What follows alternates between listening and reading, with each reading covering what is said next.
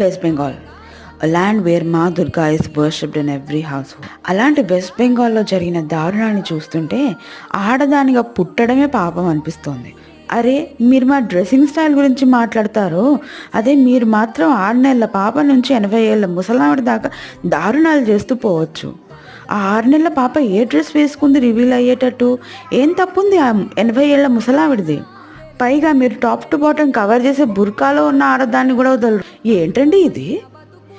మీ ఇంట్లో కూడా ఆడవాళ్ళు ఉంటారుగా, వాళ్ళ గురించి ఆలోచించరా? ఆడవాళ్ళకి ఎక్కడా సేఫ్టీ లేదండి. గుళ్ళో, బస్ స్టాప్లో, ఆఖరికి హాస్పిటల్లో కూడా. మీ కూతురికి ఎలా ఉండాలో, ఏం డ్రెస్ వేసుకోవాలో, ఎలా డ్రెస్ చేసుకోవాలో నేర్పిస్తున్నారు కదా. అదే మీ కొడుక్కి ఆడదాన్ని రెస్పెక్ట్ చేయరా లేకపోతే చస్తావని నేర్పిస్తే క్రైమ్ రేటు సగానికి సగం తగ్గుతుంది. అప్పుడే అందరూ ఆడవాళ్ళు సేఫ్గా ఉంటారు.